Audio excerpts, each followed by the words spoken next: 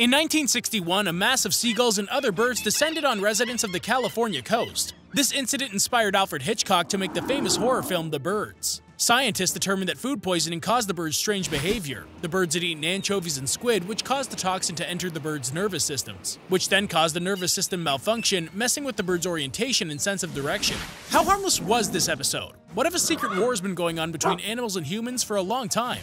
In this episode of Simple Infographics, we'll find out what the relationship really looks like between humans and animals, and what would happen if the stronger side won. People have been using animals in their conflicts for a long time. For example, snake venom has always been a favorite when it comes to regicide. Archers have also used snake venom to coat their arrowheads. This way the enemy would suffer a painful death even if the arrow itself didn't kill them. But during a battle at sea, the famous Carthaginian commander Hannibal came up with what might be the most original way to use snakes to intimidate people. His men would gather vipers on beaches and put them into pots. Then, in the heat of battle, they would throw these pots at their enemies, releasing hordes of snakes on the opponent's ship decks, terrifying them. This is a rather vivid image of the ancient use of biological weapons. Little has changed since then, except now people have started to actively train animals to take part in military operations. During World War II, trained dogs undermined tanks. Northerners used moose instead of horses to traverse wintry terrain, and nearly 200,000 pigeons worked for the British Army. The birds performed vital missions. In 1942, a pigeon and a dove were sent from a damaged British submarine carrying information about the ship's location via a special device. The pigeon didn't survive the storm, but the dove proved to be more resilient. She saved the crew, having covered 9,000 kilometers or 5,600 miles in 12 days. The bird received the country's highest military honor for her feat and was immortalized in bronze. In 1970, 6 specially trained dolphins took part in Operation Quick Search on the largest U.S. naval base. They helped catch over 50 enemy swimmers who tried to sabotage and mine American ships. Some of those meetings didn't end well for the swimmers. Knives and needles with poison were fixed on the dolphins' noses. By the way, these guys have nearly the same brain-to-body mass ratio as humans do. Since then, technology has advanced quite a bit, and now scientists are trying to find a way to turn animals into cyborgs for special services. In particular, they're testing neural interfaces on monkeys and rats. It remains to be seen what these animals will be capable of when they're equipped with thermal imagers, X-ray imagers, and telepathic capabilities. And what if they turn against people? All animals have the capacity to act irrationally at any given moment. For example, in the 1950s, a new bee species was bred in Brazil. Not only did they have greater stamina and a better ability to make honey, but they were also extremely ferocious. One day, something went wrong and a swarm of aggressive hybrids got loose. In the following years, these highly toxic insects spread across South America, gradually advancing on Mexico and the United States. Hundreds of people have fallen victim to them. A group of Buddhist monks in northern Thailand had a first-hand experience with bee attacks. In 2012, bees that had been bred on monastery grounds suddenly attacked residents for no apparent reason. As a result, over 70 people were hospitalized. It's still unclear as to why the bees suddenly became so aggressive. In a similar case also in 2012, thousands of large venomous spiders attacked residents of Sadia, India during local holiday celebrations, also for no reason.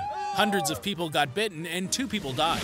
Doctors didn't know what antidote to use because they didn't know what kind of spiders they were. There was a moment of panic in the city, but eventually the unexpected guests disappeared as quickly as they had arrived.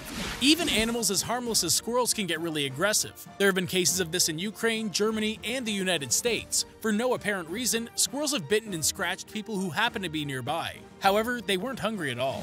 And of course, there's sharks. They rarely attack, but when they do, they're precise. That being said, their teeth kill less than 1 person a year on average. At the same time, people kill 100 million sharks a year. And while we're talking statistics, according to the World Health Organization, annually speaking, tiny mosquitoes can kill up to 2 million people, crocodiles drown about 1,500 people, bees sting about 1,250 people to death, elephants kill up to 600 people, and hippos take a couple hundred human lives. All in all, out of the 10 million victims of animal attacks, 50,000 people die each year. For the sake of argument, let's look at the other side of this. By the time you finish this video, more than 650,000 land animals and more than 1.5 tons of sea creatures have died at the hands of humans. Thousands of animals are killed every second, and billions are killed every year. But let's get back to these inexplicable animal attacks. Is an animal's crazy behavior really their fault, or are humans to blame in some respect for antagonizing them? After all, a large number of cosmetic and pharmaceutical companies test their products on animals. Animals are cloned, scientists experiment on them to improve their intelligence or to try to breed new species. Sometimes they even try to alter their natural reflexes.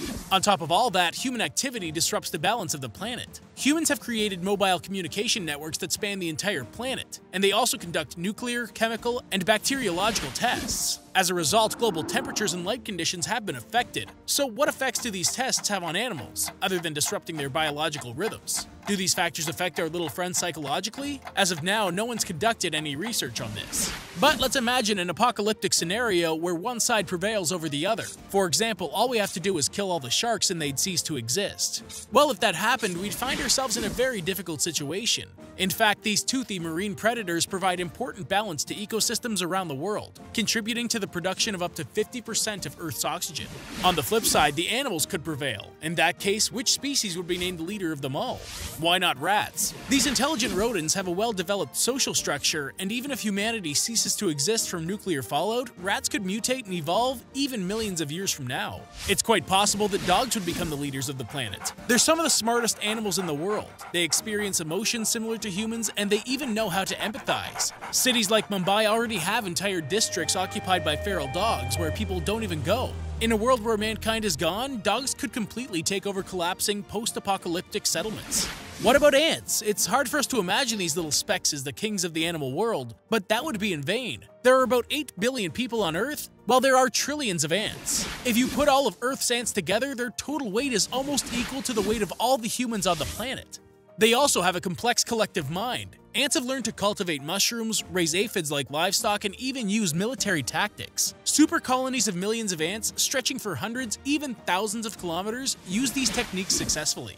Here's what we probably don't have to worry about: a so-called Planet of the Apes. Monkeys are very smart, they can learn sign language and other methods of communication, some of them even hunt with weapons, sharpened sticks. But there aren't enough of them out there to dominate the world, unless for some reason they start to experience rapid population growth. If all the animals around the planet united against mankind, it would be very difficult to overcome them, to say the least. Just imagine pets, birds, bugs, fish, and predatory animals all over the world attacking us simultaneously. So it's probably best to not push our animal friends to the extreme. After all, they've been on this earth way longer than we have. What do you think about a possible confrontation between people and animals? How long would it take to upset the balance of our ecosystem? Tell us what you think in the comments below and invite your friends to join the discussion too. Don't forget to like this video, subscribe to our channel, and click on the bell so you get notifications about new videos.